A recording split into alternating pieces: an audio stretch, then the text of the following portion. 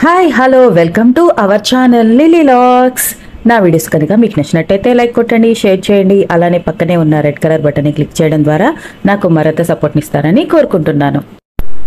అనగనగా ఒక అడవిలో ఎలుగుబంటి నివసిస్తూ ఉండేది. దానికి తనకు చాలా బలం ఉందని చాలా పొగరు. అడవిలో జంతువులతో అనవసరంగా గొడవలు పెట్టుకునేది. వాటిని ఏడిపించేది, హింసించేది, నానా రకాలుగా ఇబ్బంది పెట్టేది. దానితో అవన్నీ ఈ ఎలుగుబంటి పీడ ఎప్పుడు విరగడవుతుందా అని ఎదురు చూడసాగాయి. ఆ అడవిలో సింహాలు, పులులు, ఏనుగులు వంటి పెద్ద పెద్ద జంతువులు ఏవీ లేకపోవడంతో ఎలుగుబంటికి ఎదురే లేకుండా పోయింది. ఒకరోజు ఎలుగుబంటి అడవిలో జంతువులన్నింటినీ పిలిచి ఇలా అంటుంది, ఈ అడవిలో నన్ను ఓడించే మునగాళ్ళు ఎవరైనా ఉన్నారా? ఉంటే నాతో పోటీకి రండి, లేకపోతే రేపటి నుంచి నేనే ఈ అడవికి రాజును, మీరంతా నేను చెప్పినట్లు వినాలి అని సవాలు చేసింది.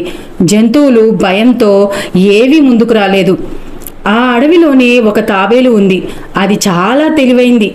ఎలాగైనా ఆ పొగరుబోతు ఆట కట్టించి అడవిని కాపాడాలి అనుకుంది. వెంటనే అది ఎలుగుబంటి ముందుకు వచ్చి, ఒక తాడు నా కాలికి కట్టుకొని ఈ చెరువులోకి దుంకుతా. నీకు నిజంగా అంత బలం ఉంటే నన్ను బయటికి లాగగలవా? నీటిలో నన్ను ఎదిరించే మొనగాళ్ళు ఎవ్వరూ లేరు అనింది.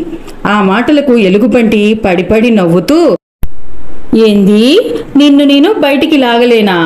గట్టిగా ఒక లాగు లాగానంటే ఎగిరి చెరువులోంచి బయటకొచ్చి పడతావు. నేను పోటీకి సిద్ధం అంది. తాబేలు, సరే అయితే నేను నీళ్లలో బాగా అడుగుకు పోతాను, చేతనైతే లాగు చూద్దాం అంటూ ఒక కాలికి తాడు కట్టుకొని బుడుంగున నీటిలోకి మునిగింది. తాబేలు వేగంగా కిందికి పోయింది. ఒక పెద్ద బండరాయికి తాడుని కట్టేసి పక్కనే మౌనంగా నిలబడింది. ఎలుగుబంటికి ఇదంతా తెలియదు కదా, ఎందుకంటే అది నీళ్లలో ఉంది కదా, దానికి కనిపించదు. అలా అని దాంతో లాగడం మొదలుపెట్టింది. ఎంత లాగినా తాడు కొంచెం కూడా కదలలేదు. లాగి లాగి లాగి దానికి చేతులు నొప్పి పుట్టాయి. ఆఖరికి ఇంకా నా చేత కాదు అంటూ తలదించుకుంది. వెంటనే ఆ తాబేలు మరలా ఆ తాడుని తన కాలికి కట్టుకొని బయటికి వచ్చింది. ఏమీ తెలియని నంగనాచి లెక్క పైకి వచ్చి, ఓస్, నీ బలమింతేనా?